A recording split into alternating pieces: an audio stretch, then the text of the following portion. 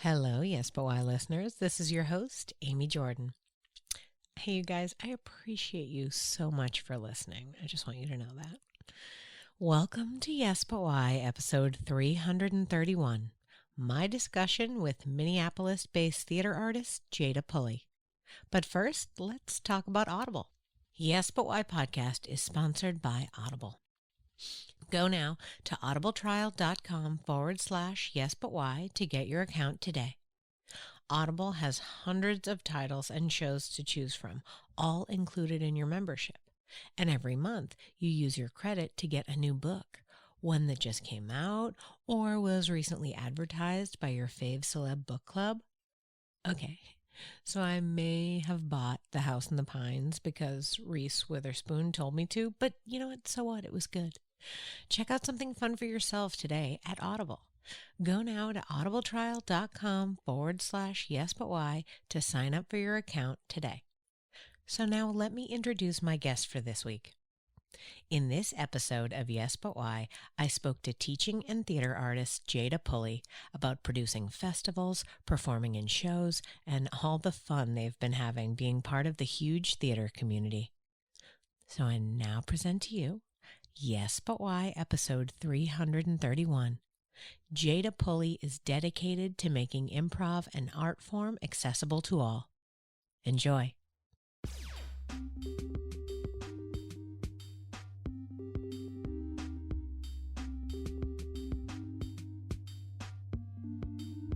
I'm Amy Jordan, and this is Yes, but why? Yes, but why?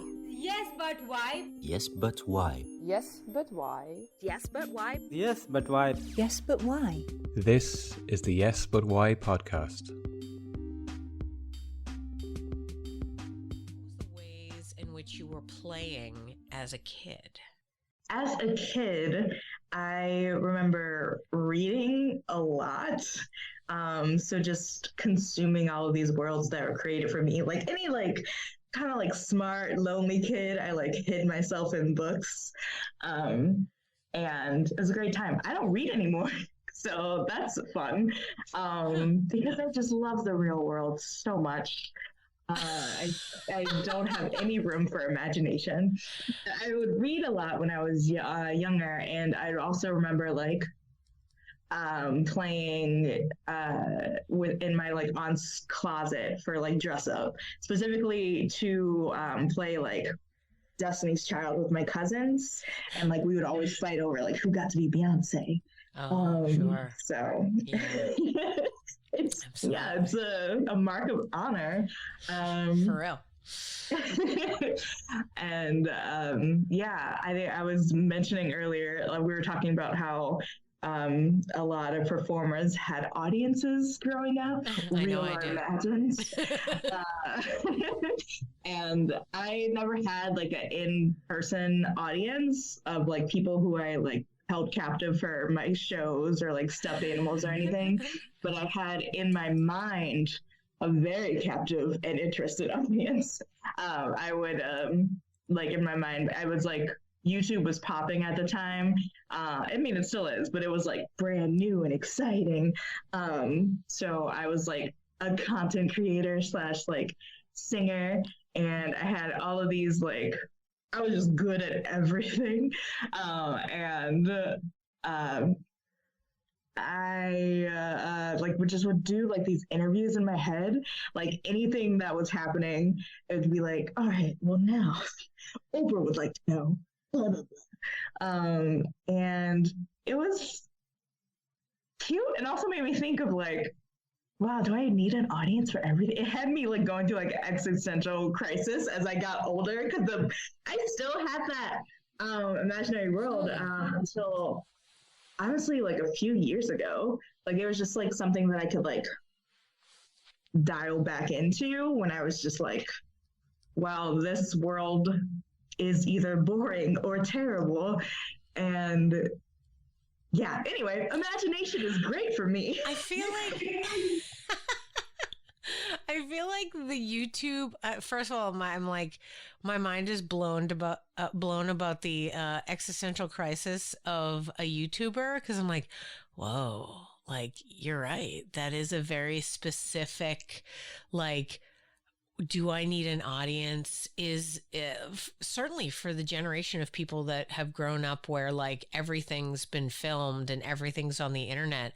Like there has to come a time when they have to make a decision about like, do I want that or not? You know, it's like, because you know, in my parent world, there's a lot of parents that don't want their kids on the internet. And then there's some that just put tons and tons of photos of them all the time. And so baby has their own Instagram. Yeah. That's super intense. Clearly I'm on one side. I mean, my child is on the internet. Don't get me wrong. He does his own shows and I put photos up of him because he's really cute. But at the same time, like I feel like if he at any point says, I don't want this anymore, I will get rid of it. And I would never have created an Instagram for him. That being said, I am old, so I can hardly handle my own Instagram, never mind like also his. So like, I get that.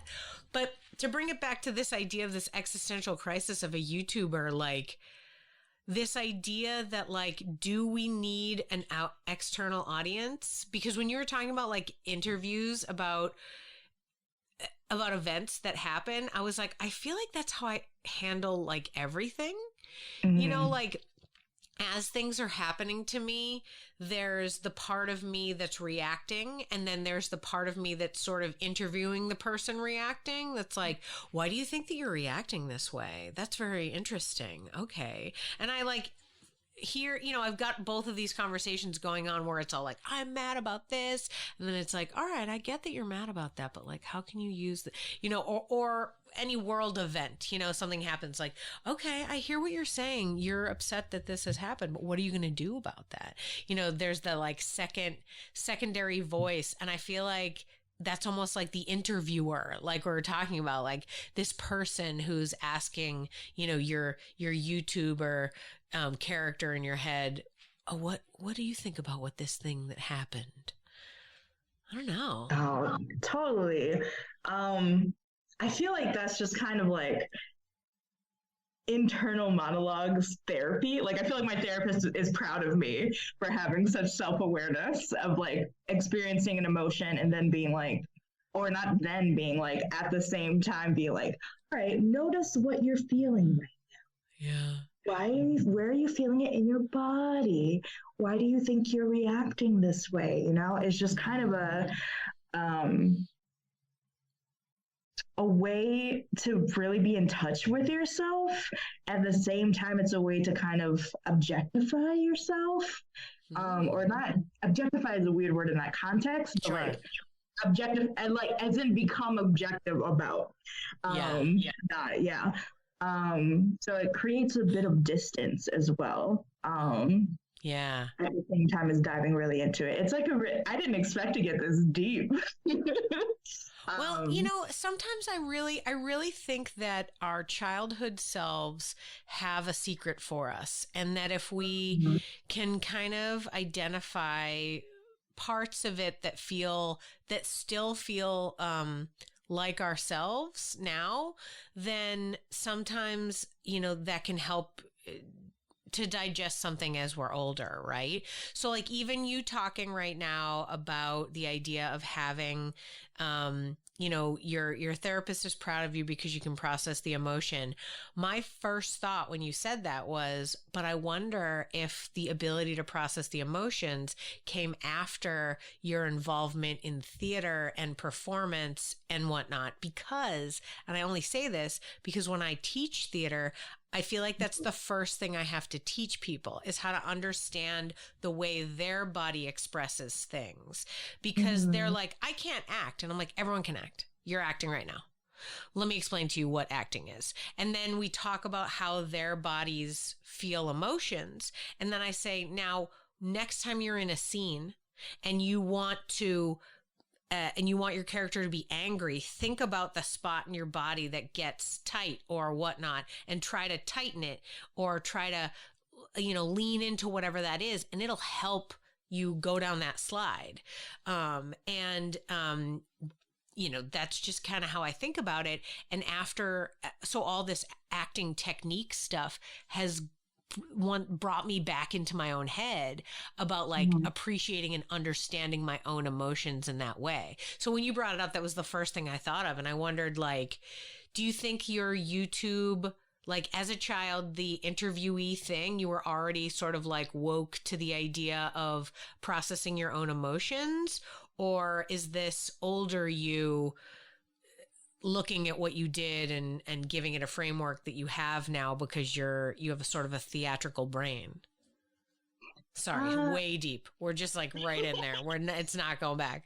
I think I've always been like kind of really introspective. I was one of those kids that were dubbed an old soul. So it was like always in my head, but I didn't do theater growing up, like asking about like which chicken or egg came first, theater or self-reflection. I only got into theater. My very first introduction into it was, or like as an actor at least, was like my very last semester of college. But I do think with the reading helps. Like just kind of be aware, like, oh, this is it. I feel like it really like taps into like, because you get to tap into another person's psyche, it kind of gives you language to talk about what you're experiencing and just kind of widens your perspective in a different way depending on what you're reading, I guess. But so I wouldn't say that I was devoid of like theater in that way, or like creative arts, whatever you call it. But I didn't technically get into theater until I was late. Although I'm always dubbed as a theater kid, people just assume because I'm so dramatic that obviously. Well, I mean that the self-reflection alone and the old soulness of it all. Like now that I'm an adult with a child, I understand what people mean when they say that to children. Whereas you're right, when you're a child, you're like, great, thanks. Whatever that means. Like, or my mom would say to people about me, oh, she's 13 going on 30, you know. And I don't know. I mean, I think I internalized that personally because I really, okay, so I think my soul is 37 years old. Okay. That's how old she is. I'm a little older than that now, but I felt like when I hit that age, I was like, yeah, all right, this is it. And now I feel younger. You know how like, you meet an 80-year-old sometimes and they're like, I'm so young. Who knows? Maybe that person's soul age is like 22. You don't know. Right. And so I wonder if like, I'll just feel 37 my whole life and what that is. And to that point, since you were dubbed an old soul, do you think that you're an old soul? Like, do you feel older? When you were a kid, do you feel like because I definitely didn't feel like a kid. I remember having deep thoughts when I was little and people were underestimating me all the time. And I was always like, ugh, these people, they do not get it. And I feel like that's what they mean when adults say old soul. But like, I really had, I don't know, heavy thoughts when I was a kid. And I'm like, maybe that's what that is. What do you think? What's your age or your soul age, you think? I was dubbed as mature and I felt mature, just like being around like other people. And I started school like a year early. So I was like with people who were older than me just by that little bit anyway. But even those people, I was just like, what you're doing doesn't make sense. And I was always like, I liked talking to adults and was like often like the teacher's pet by accident. And I think now, like I still, like I'm, depending on who you ask, I'm relatively young.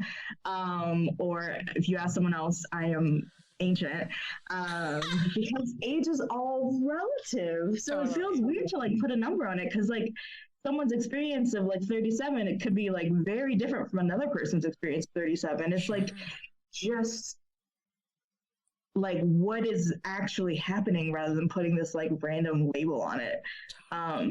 Totally. And yeah, but I feel like how I feel now, it feels, I don't know, I feel like my frontal lobe is developed. I'm good to go. Yeah. I mean, maybe that's it. I mean, maybe it's like my brain just kind of fully cooked and I was like, I did it. Look at that. That's the brain now, you know? Yeah, because you're right. Like when you bring up the idea of like we are all, you know, age doesn't necessarily require anything. Like when I was 37, I was not married yet. And no, I had just gotten married and I was about to have a kid. I had a kid at 39. So I didn't have children yet. My whole like perspective on that is totally different now that I've had a child for a while. So yeah, but whereas one of my college best friends, by that age, her kid was, you know, 17. So like her experience of the world was totally different at 37 than mine was. Yeah, interesting. I don't know. I guess in my mind, I just kind of always feel like you are who you are, like always. And I feel like this more now that I have my own child too, that like we are, when we come out, yes, you know, thankfully our frontal lobes have caught up with the rest of it. But at the same time, like the meanness of it, it's always been there. Right. And like how I process stuff is just the way I do. In the same way that like, I feel like when you say that everyone says that you're a theater kid, but you're like, but I only read books. And I guess that's theatrical. Realistically, I think it's just the way that we process information, right? Like creatively or analytically, right? So you're reading these books and you're taking in all the stories. You're like taking in the themes and the characters and this. Maybe when other people read books, that's not how they take it in. You know what I mean? Like maybe that's not what, and even when you were saying like, oh, I don't read much anymore. I was like, I don't know many adults that truly do have the time to do that much reading, but you're also actively involved in like watching and performing like active theater art that you are like creating sometimes totally off the top of your head, right? And I feel like that sort of takes the place of the reading in the way that, at least for me, creative process wise. You know what I mean? Like I could read a book and take in what this other person does, or I can, you know, take in a person creating improv right in front of me and deal with it in that moment, right? So I see them as very similar in that way, in the way that it's just about your brain taking in the creativity and like processing it whatever way you do. Yeah. Like honestly, I used to feel a lot of shame around not reading anymore. Sure. Because like one, it was just like such a big part of my little nerdy identity. And two, like everyone around me is like, or at the time at least, was like very intellectual and was always like, oh, I just read this. Ooh, what are you reading right now? And I'd be like, ooh, I read a good graphic novel at the very most. And I love graphic novels. Or like, I don't read them. I still don't read them. I just don't want to, I'm not trying to shade graphic novels. I think it's a wonderful art form. No. I'm losing myself in this tangent. Because I felt shame about it, but I still like watch TV and I go to theater. And it's just, for some reason we have this like, or at least in my circles, we have this elevation of the written word as like the highest of culture. And I think all of the other ways of telling stories are just as valid. They might stimulate different areas in your brain, but just because it's not written down doesn't mean it's not important. Definitely. 1,000%. Think about how much oral history there is just constantly. Like the idea of stories that have been passed down, like, or even like the idea of, the power of stories that people tell one another and what that is like storytelling is not just a creative thing. It's like how we live our whole lives. It's how we process everything. And I feel like, yeah, I mean, back when there were only books, sure, that was the only, that's why it's cool. It's great. Also, and I appreciate this. I appreciate class thing, like from the very beginning. Like not everyone had books. Oh yeah. No, definitely. But not only that, what books are we reading, and like how do they make that decision that these are the books that we're reading? You know, like, yeah, it's great that, you know, we've read this book or that book, but maybe there's 20 better that somebody wrote. It's like things like, it's like Edison versus Tesla. You know what I mean? Like Tesla had some great ideas, but nobody knows who he is. Who's to say that, like, you know, some of these great sci-fi, all the old school sci-fi stuff that people are like, I can't believe he was so right. Maybe there were 1,000 people that are writing these things. And like, we just happen to only know the one because that's what sort of came forward in the cultural, hey guys, this is the cool new book. Even like when they're banning books and stuff like that, and you're like, in 100 years, is there going to be people who are like, oh, I've never heard of that book because it's not around anymore? I mean, maybe, we don't know, you know, like the idea of it is like, yeah, we soak it up, but you're right. We live in a world, there's so many other ways to soak up stories, like a million. Even television used to be 4 channels, and now it's 100 million of them. And people are making brand new stories, writing full scripts, getting groups of people to put them on for us. And then we get to watch tons of it. Like, that's great. How is that not just as good? Right. And even to bring it to the last thing that you said about the class thing, think about things like Shakespeare, where like they had to specifically say, hey, there's going to be a section where people can just walk in and pay a penny, and that's what I want them to see my stories, right? I wrote this story. I want someone to see it, and I want not just you rich people to see it. Thank you for coming, but also the other people. Thank you so much. You guys are super great. Love The Crown. But anyway, but the other people, I need them to see it as well. So like, stories are for everybody. And yeah, maybe books make people uncomfortable. They made you comfortable when you were a child, and you know, you're in a weird place with them now. Me too. Like, I've only just gotten back into like sitting down and reading a book, and I feel like I'm only doing that because now I'm writing. So now because I'm writing a book, I'm like, hey man, you better read somebody else's book. Like, you got to put that up there. In the same way. Yeah, right. It's like, you got to watch other people's improv shows if you want people to come to your improv show. Right. So it's like that, you know, I don't know.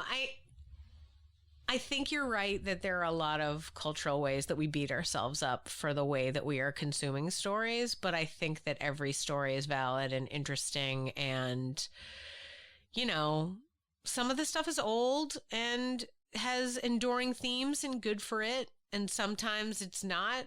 I mean, I can't tell you the number of books I reread in my, you know, early 30s that were like high school books. And I was like, what the hell is this? This is terrible. Why would you read this? Why would they make me read this? Like, you know. I want to bring it like to access, because you were talking about like maybe there's all of these other people who had greater ideas than Edison, you know? Yeah. And there's, in my opinion, there's so many geniuses that just don't get their shine or their chance to be a genius because of you know, all the different structures of oppression that is prevalent in our society. So I have found like so much joy and positive growth as like a human being in improv, specifically. So that's why I have kind of taken on like, oh, this thing is super cool. I want to make sure other marginalized people get to see this, and do it, because I want to spread that healing that I've experienced. And also like, it's beneficial to everybody because like, I don't know, we've seen, so like, even in improv, right? where you can make anything in the world possible, we still have this limitation on ourselves based on what we've experienced. It kind of fuels what we can imagine. And having different experiences and backgrounds and everything in there helps widen the pool of possibility. And I think everyone benefits from that. So that's why my home theater is Huge Theater in Minneapolis. And I help run the current diversity and inclusion director. We run a jam specifically for Black, Indigenous, and people of color every month. And we always have new people coming in who are just like, what's improv? And they leave and they're like, oh my God, that was so fun. And maybe they don't take classes. Maybe they do. We've hooked a lot of people, but they're just like, that was a really fun time. Like a chance to like let my guard down and play and just be in community with people that have like a similar experience in me in this one regard, at least. And I'm also director of the Black and Funny Improv Festival coming up in March, starting March 22nd. And I started the Queer and Funny Improv Festival, which is not derivative at all. And that will happen later in the year, but I really value making affinity spaces, especially for people to have their first step into it.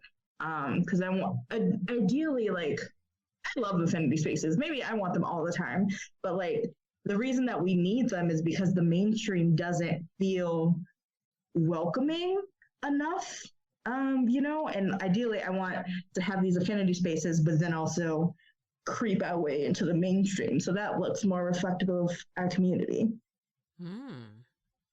I like it. I appreciate the idea of that. So this conversation sort of started through the idea of like access to storytelling. And I'm really fascinated by this idea of you providing an access, a way for people to tell their stories. I feel like that's really, really wonderful to like give people an open space so that like they have the ability not only to, create the stories if they want to play in the jam, but also like, they could watch it and then be like, and then see stories that relate to them as well. Or alternately see stories that don't relate to them. And they're like, oh my goodness, there's this whole breadth of experience that I had no idea about. And they can like take it in and understand. I feel like both of those things are reasons why people read. They're like, oh, I read this book. It reminds me of me and my friends. Or I read this book. Did you know that people even think this way? Like, and so I feel like you're in the place of creating, to bring it back to this idea of like, you're not reading, but you're creating. Like you're literally in the space. You're like living in a book. Like it's happening. The stories are happening around you in the moment. And like you're, convincing the people that they're in a good place and they can tell their stories. You know what I mean? Like, what is that if not what a novelist does? Like, they get the people in their head or the characters. In this case, it's the people around you in your community. And you're like, tell me your story. I want to put it on this page. Like, and you put it out there so that people can experience it. And they're like, oh my goodness, I had no idea that this was even a point of view. Or, oh my gosh, other people are like me. Those are the two ways that we connect with books, and I just love that you're creating this space and essentially, like I said, like creating your own story, or giving voice to the characters that exist around you in the world, and letting them speak to that. When you're creating these spaces for other people, how does that make you feel creatively? Like, does the creation of these events fulfill you in a creative way in the same way that performing does? Or because as we mentioned before, like you were on your own when you were a kid, so like maybe not the most extrovert, or maybe, I mean, how are you so getting these groups together and being social and like creating festivals? That's such a wild thing to be doing, festivals, like multiple. I have a theory, because I always thought that I was an introvert growing up, but now, like reflecting on it, I'm like, maybe I just didn't like those people, and they like I really like kind of grew into myself like over, like college and like after, and like even doing improv kind of just like opened me up more to just putting myself out there.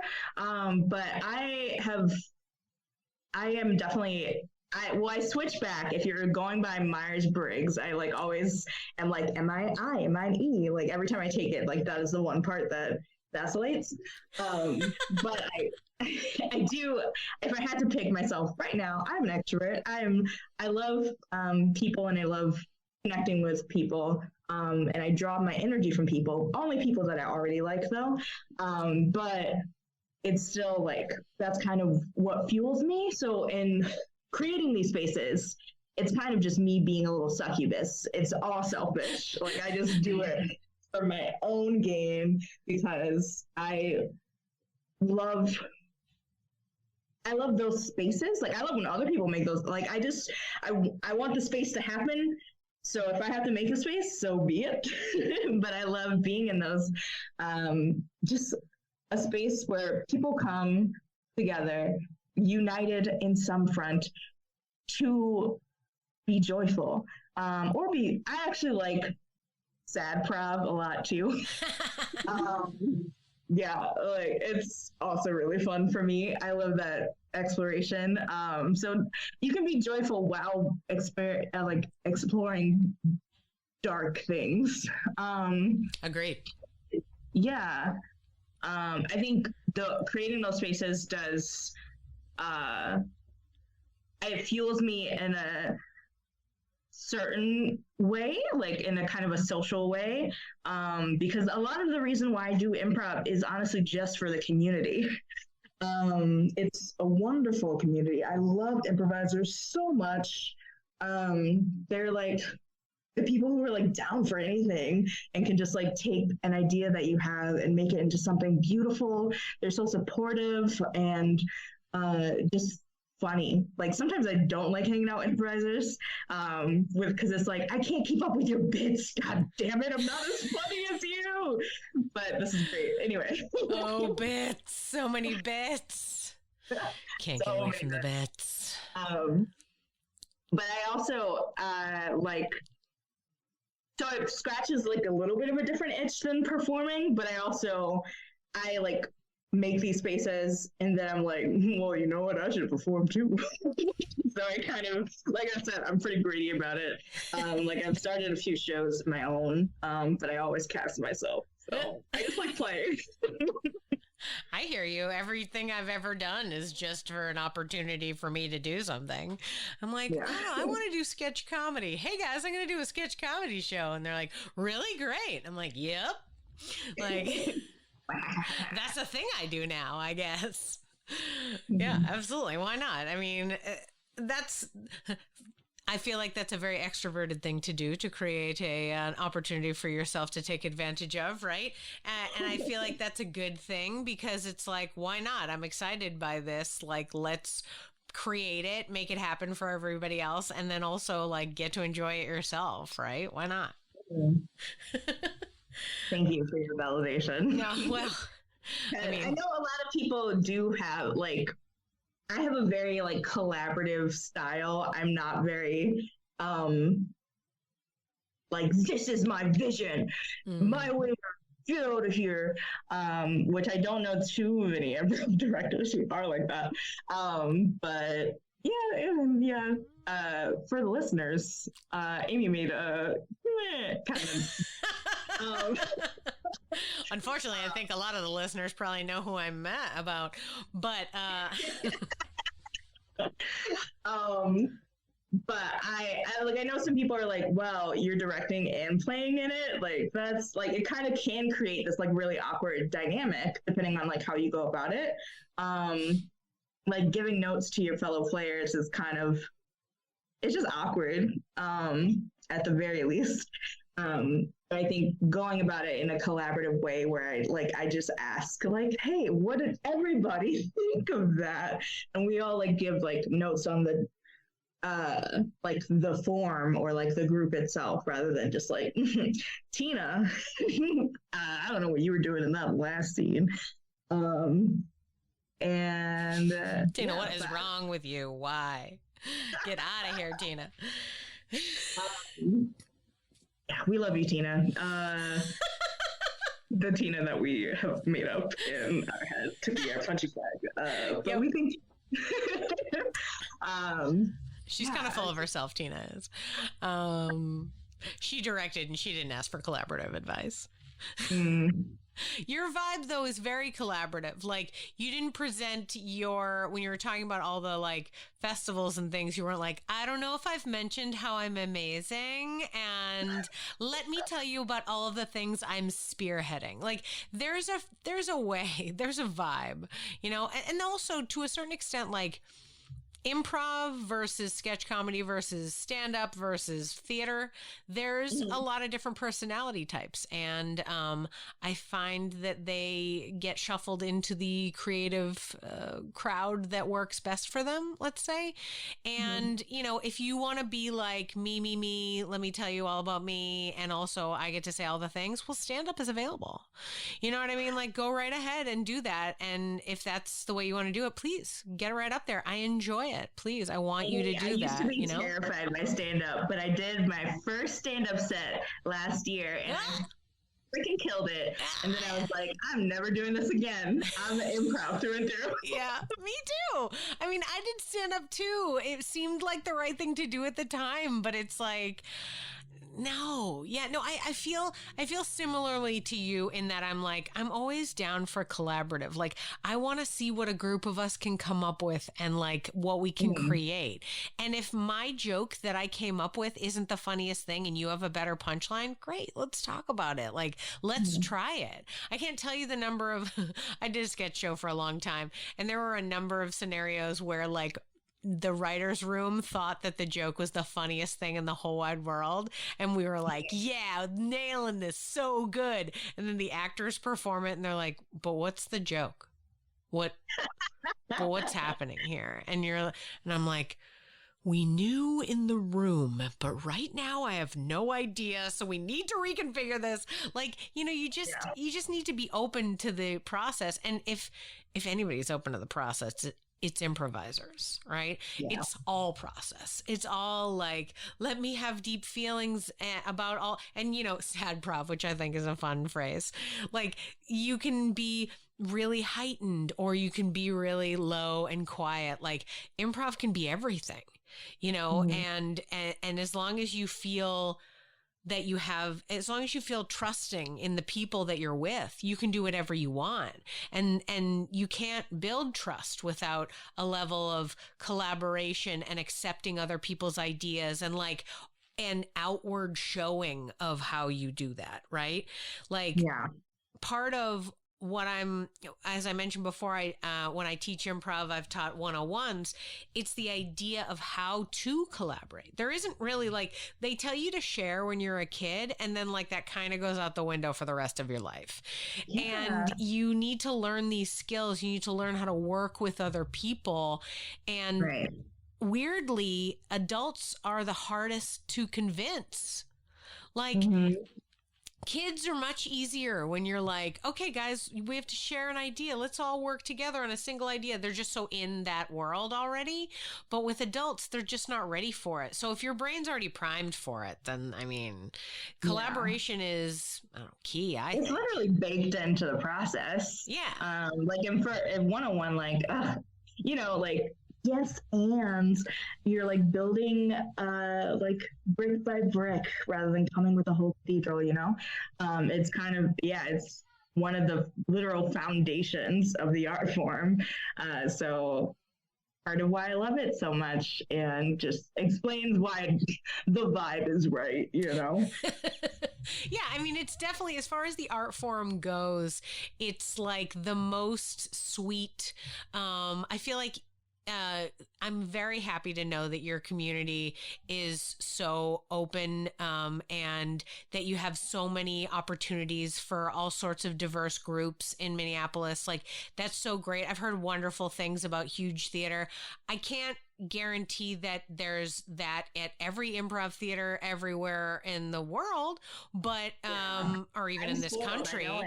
But like, I think the kernel is there, the kernel of like openness, the kernel of and like earlier when I made the face about how there's occasionally a megalomaniac improv director, it definitely happens. I have been privy to it, and sometimes they push an agenda that doesn't really allow for the true collaboration that is required, and also is the magic of improv. And so I'm so happy to hear that like you have that like your experience is that. And I wanted to ask, you mentioned earlier that like going and finding this community and like getting involved in improv was this like life-changing experience, but you also mentioned that you were not a theater kid. So how do you get to where that is? Like, how did you even find it? If there's a kid listening to this right now who's like, yeah, I mean, I that sounds good, but like, where am I getting, how am I getting involved with something like that? How did you do it? I recognize that Minneapolis, at least from what everyone has told me, is like a particularly nice scene to be a part of. Indeed. I want to explore more to like see for myself, just what's the vibe in different places. But the reason I say that is because the director of diversity and inclusion that I work with, John Debertatios, he started the BIPOC Jam, the Black, Indigenous, and People of Color Jam. And I came in like to either the first or the second one. I went to college in the East Coast, and coming back, having not necessarily liked the people that I went to school with, I was starting all over. So I was like just browsing on Facebook, and I saw this event for like a POC jam, and I was like, oh, that sounds like something to do, to make a new friend. Could not be bored at my house.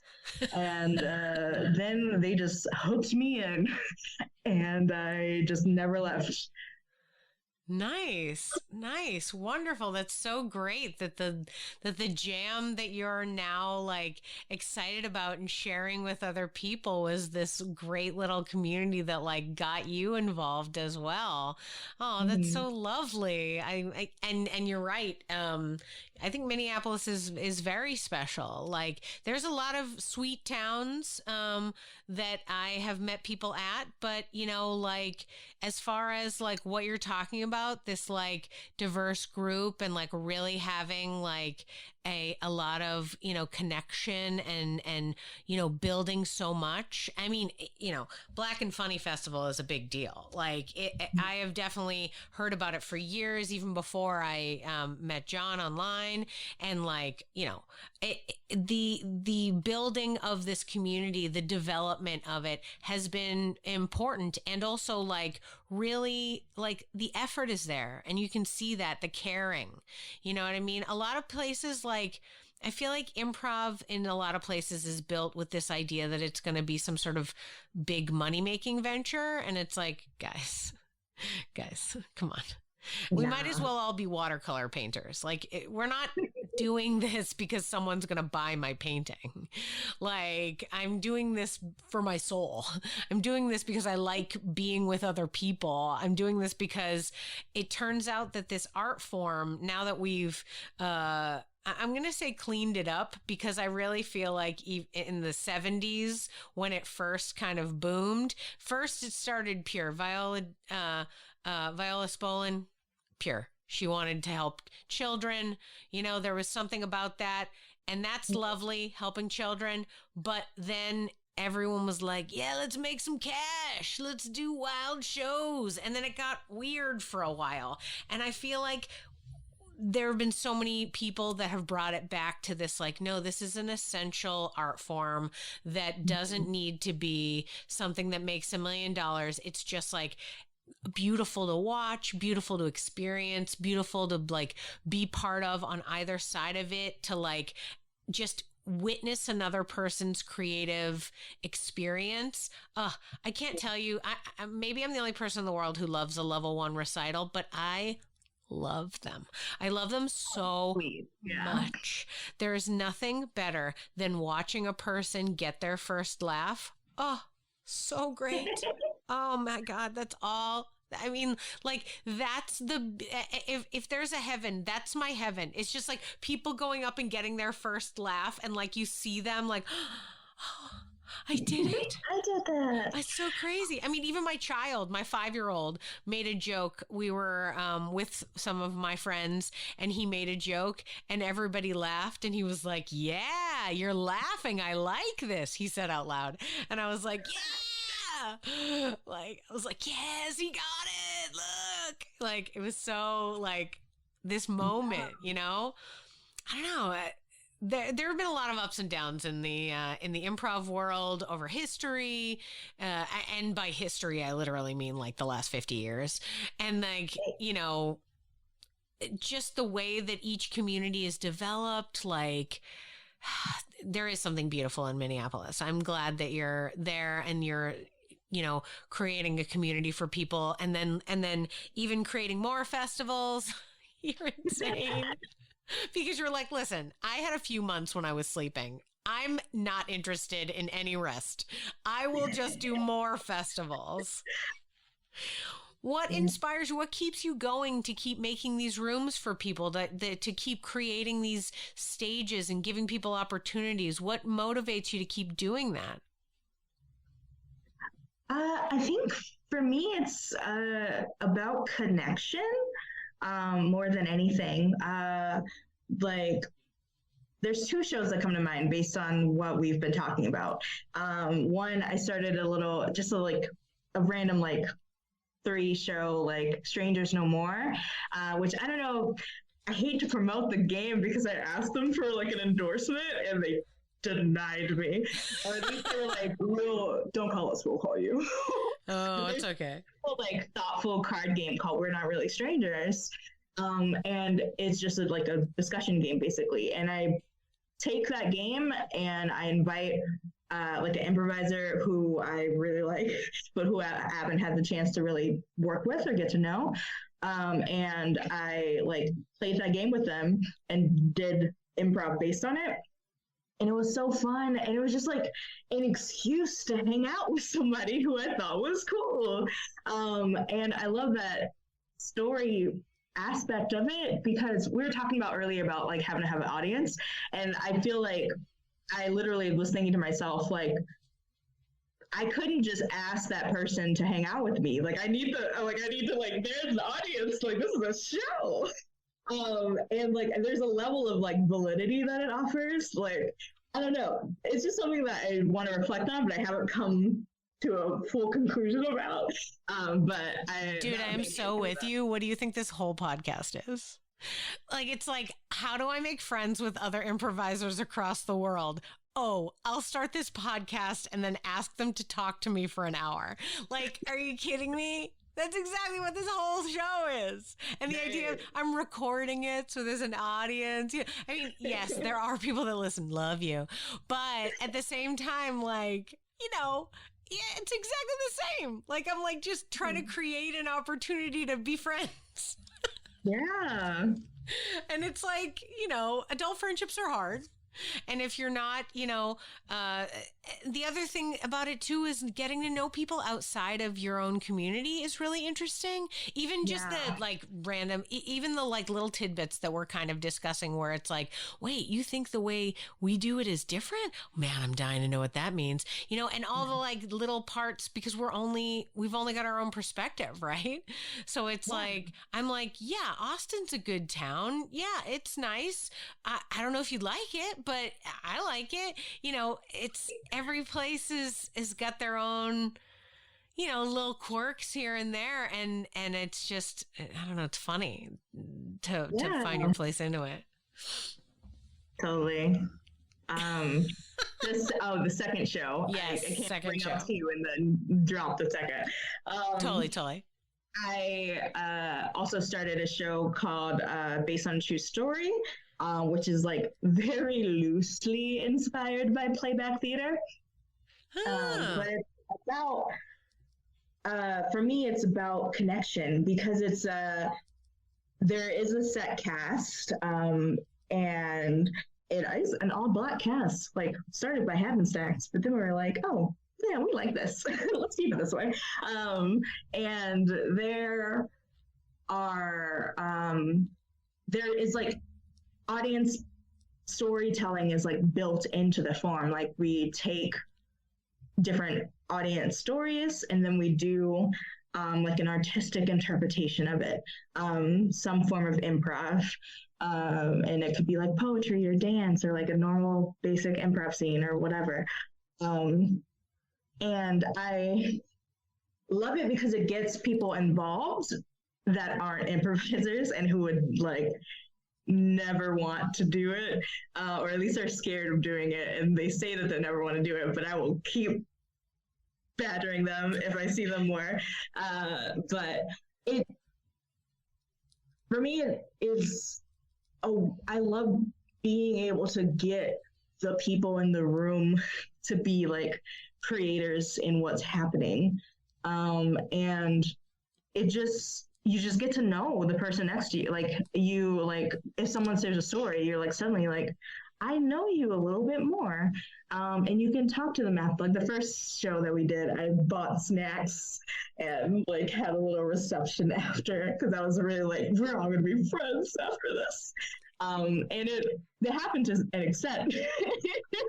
But I just wanted to close the loop on that. Oh, I'm speaking corporate jargon for no reason. No, I like it. No, close that loop. No, I'm glad you brought up both shows because we were talking about, effort you're putting in and like how you're creating in the community. And I totally distracted you when you mentioned the first one. So I'm glad you brought up the second one, or else I would have been like, wait, I distracted you. What was the second show? That one is a monthly show currently. So first Saturday is the month at Huge Theater at 4 p.m. That is Based on a True Story is the one that's monthly on the first Saturday. Yeah? Yes. Yeah, right on. Have you done, is it Strangers No More? How many times have you done that? Are you going to do that one again? I would love to, but I was saying it was kind of like just kind of a off thing because we, I don't know what it's like in other spots, but Huge has this lottery called Improv a Go-Go. So if you get selected from the lottery, which is like truly pretty random, you get to have like 3 show dates. Right on. So I got that lottery and I did that. But I haven't booked any other shows with it. But I did like tell the artistic director, like, if anyone drops out, this will be real easy to put on. And she said, noted. It sounds like a fun thing to go to like Edinburgh Fringe with as well. Like that'd be super fun. You just meet random people from all over the world and you like get to become friends with them. Like that seems like a super fun way to do it. Any Fringe really. I should, with the Fringe lottery for our Minnesota is coming up. Maybe I should submit. But anyway, inspiration. She's like, my plate is full, but I'll take more. Anyway. Totally. Yeah. As far as the shows that you're creating, the shows that you're putting energy into building and the festivals and all the other stuff, I mean, how are you navigating your time? How are you making it all happen? Is working for Huge Theater your full-time job even? It's not, right? It's not. I am not employed by Huge Theater. Right. Oh, so like you do so much. House manage there. Yeah, sure. Yeah. There you go. I've not picked up shifts in a while. I mean, but I have the key. Yeah, there you go. But no, my daytime job is as an operations manager for a nonprofit newspaper. Yeah. So like it's not like you're 24/7 building these shows. How are you finding the time and like bandwidth to create these shows and the festivals and stay on top of building communities? Like how? Mm-hmm. I think it helps that it's kind of where I get my social juice from. So like, as opposed to like work, play, like friendship, love life, whatever. Like I get my my social energy from doing these artistic endeavors. So it kind of at least like condenses those categories together.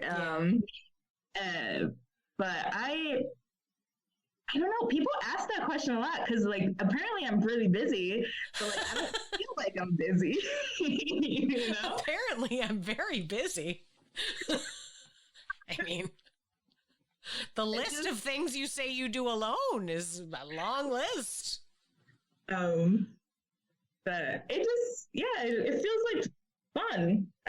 So I guess that makes it just. Yeah, I still have my downtime. As like an extrovert, introvert, whatever, like I still need to just like have a day where I'm just like, all right, it's just me and my cat. We're done.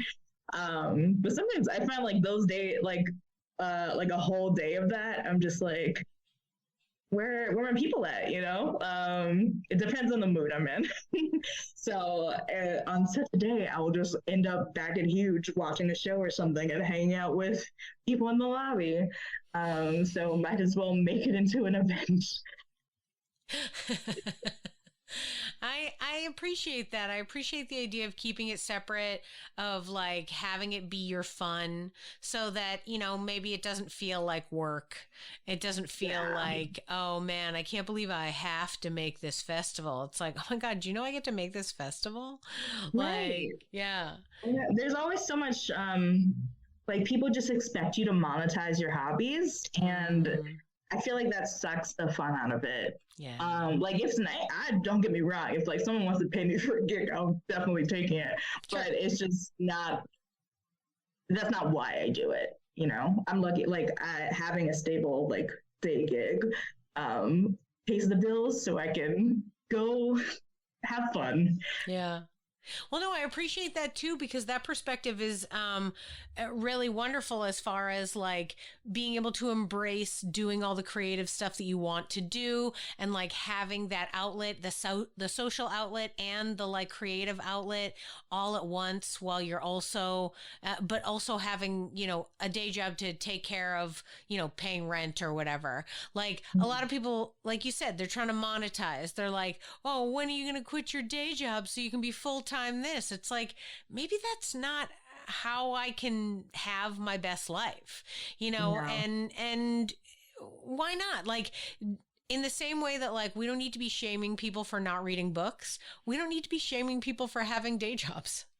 Like whatever way that you are able to navigate your life and you can have, creative fulfillment and be able to eat and, live in a place.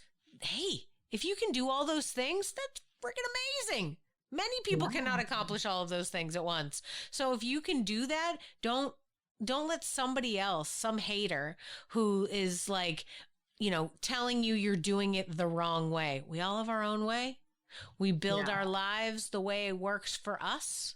And, I can't tell you, as I've become an adult, as I'm older, as I've gone through multiple theater scenes and cities and different groups, like you just kind of got to find the way that works for you and then just do that and not worry about these other people. Great. If you do it different, enjoy the way that you're doing it, right? As opposed to, some people want to force you to do things their way and you're like, hey, you enjoy your thing. I'm going to enjoy my thing. It's fine. It's fine. Like, and I feel like to bring it back to like the fluidity of improv, I feel like that is a helpful thing that I've learned when I was doing improv is this allowing people to do what they're going to do.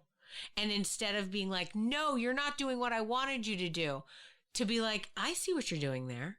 And I'm going to add a little bit of something to that. Like, I'm not going to change it. I'm not going to change your life or your lifestyle or the way you want to live your life, right? I'm just going to decorate it a little bit. I'm going to just be part of that with you, whatever that might be. And I feel like the improv vibe, the improv philosophies definitely help to open your mind to allowing people to living their lives whatever way works for them, right? Mm-hmm. That's another thing that, like, when I'm putting out this podcast, I find it very important to point out when people are listening, because there's this real thing about, oh, if only you could quit your job and do this full time. And that's not for everybody. It's just not. Some people, sure. Yeah, that's their path. They gotta quit their job so they can go on tour and do stand up, and that's it. Great. Do that. Or I want to be an actor. I need to quit my day job so I can focus all my time to do auditions. Great. Good. That's for you, right? Not for all of us. Not the way. I personally have an ebb and a flow to my creativity. I allow it to be what it needs to be in the time. As I mentioned before, having the child has changed the way. I felt bad for years that I wasn't doing improv the way I used to. I felt like I'm not part of it anymore. I don't count. This is not who I am. But that's not the case. I'm just in a different path in my journey. And so I'm using my creative thing to focus on these wonderful, lovely conversations I get to have with great people like you. And then also, like, just taking online workshops, has been a big deal for me. Now that I can't really go out, he's asleep in the other room. I can't leave. They frown upon that. And, so I take my online classes. I got 2 workshops a week I'm taking, you know what I mean? Like, all this stuff just to be involved and do my own thing. And if somebody came to me and was like giving me judgment, I'd be like, okay, well, whatever, I'm just so glad that you've like found this joy in doing the stuff that you're doing. And you're like, listen, my day job is great and I enjoy it. It does not bother me. And I can do this and do that and living my best life. Like, yes. Yay. I'm so glad for that. Cool. Yeah. If you do have any rich people listening to this podcast, though, I will accept a benefactor. We got to get you a Patreon. Come on. For real. Just sign up for that, man. People pay you for stuff. It's crazy. I have friends that live off of that. It's insane. Yeah. The rich people, they like to give out the money. Take it. Who knows? And like we've talked throughout, Minneapolis is high on the charts of like cool theater, cool like space, cool place where you're doing arts. Like, it's it is both highfalutin and like on the ground, getting it done, brand new art coming out every day kind of place. So that's a beautiful spot. For anybody listening who's like, where should I move after college? It's a good spot. I'm just saying. You could move to Austin like everyone else is, but let's be honest, it costs a lot to live here right now. Don't do it. Honestly, I didn't know where I wanted to move after college. I ended up like back at my parents' house, like by default, but I would Google like best places to move after college, and Minneapolis was always on the list. Give me a look. Yeah, I mean, it's always been very cool. Like I'm just saying, my whole life, throughout all of my different versions of theater, different groups that I was in, people always talked about it like it was like an amazing spot. And only now have I been able to connect with people who are doing art there, like yourself and John, and maybe I'll meet other people too. Very exciting. But at the same time, it's like, it's great. I'm so glad that you have a great community. I'm so glad that you found a place and a theater that like makes you feel warm inside, that you get to like create projects whenever you feel like, you're inspired to do that. I mean, that's the goal, I think. For real. Yeah, come visit. Yeah, definitely. I'll take my world tour eventually. He'll be old enough to to go somewhere soon. I only take him to visit his grandparents. His own show. Like, I know. He's got to go on tour. You're right. He'll bring the turntable and his 45s. Oh my God. All right. Final question, and then I'll release you to your evening. Thank you so much for all of your time. It's been wonderful chatting with you. What is the thing that you're doing for yourself to fill up your own creative cup? I mean, I know that you're creating spaces for people, but it doesn't even have to be, like, oh, I'm writing a novel or whatever. It could be like, I'm watching this television show, or I knit, or like I have a watercolor class that I go to twice a week. Who knows? Like, what's the thing that is rejuvenating to your creative spirit? Interesting. I think consuming different stories in different ways. Like, I play a lot of video games, and I do believe it's the golden age of television. There's so many great shows out there. Yeah. I didn't name them. And also so much theater, even though I do end up at Huge a lot. So more improv than any other time. Form of theater. It is. But yeah, consuming it to keep, getting that fresh perspective, or fresh noms, whatever you want to call it. But also just, being able to collaborate. So kind of like similar to what we talked about, whether I'm like directing a show or being in a show, I just love like the vibe that we have in terms of like, oh, that was great. I would have never thought of doing that. That was such an interesting move that you made. And just like being able to like learn from different directors, and then steal what I love most about them for my own work. Is just, just doing the dang thing. It's really nice. I don't know if I have like a deep well. No, that was great. That was great. Also, this is the last question I'm going to ask you, and I've exhausted you with a lot of really deep talks. Don't worry about it. I was just, I love the idea that the collaboration of all the different people in your, circles is something that really jazzes you, and I think that that's something that, any artist who's like, I'm doing the same thing over and over. It's like, find a different collaborator, find somebody who challenges the way who wants to create something in a different way than you do, and try to learn something from that. But the other thing, and you brought up the golden age of television, I also think when you said the stories of video games, I think that the idea of video game storytelling is something that is yet another artistic endeavor that we don't give the credit to. I think that there is I think that people who get into creating video games generally start with either a visual art background or a programming background, and then they move into storytelling from that. But they are human beings the way we are human beings, and all we want to do is tell stories. And so that's how it comes out for them. And the creative output of people who would not necessarily be in like a theater circle or like a writer's group or something, the idea that this is how they find a way to express themselves is awesome. So cool. And not even just like, now that there's the levels of like, what's cool, knowing how to do that programming, number one. The next level is like, how are you doing the drawing and the 3D rendering and all the like details of a video game? Amazing. Really great. But then they create a compelling story that not only builds a world, sometimes in 2 minutes, but also keeps you so interested that you want to keep coming back to it over and over and over again.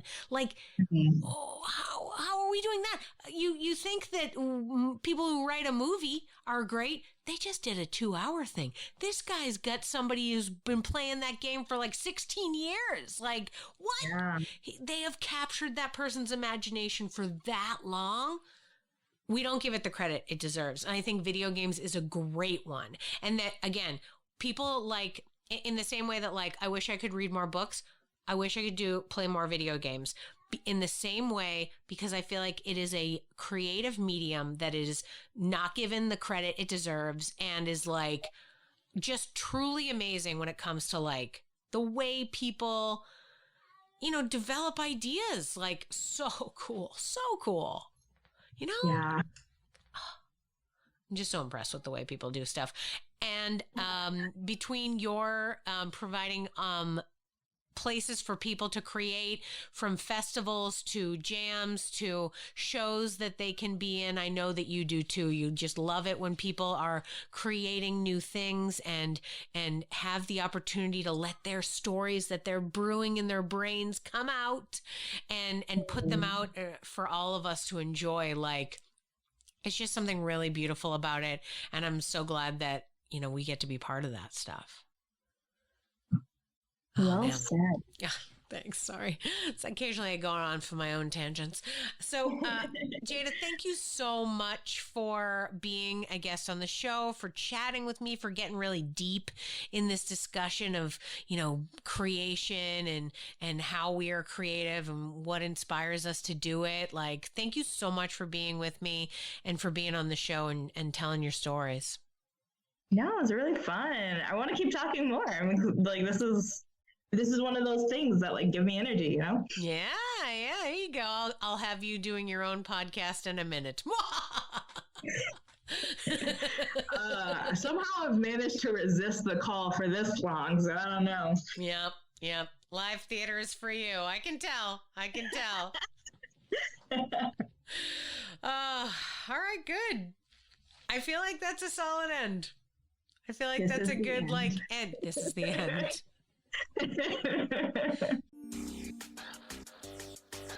Thank you for listening to Yes But Why podcast. Check out all of our episodes on yesbutwhypodcast.com or check out all the content on our network, HC Universal, at hcuniversalnetwork.com.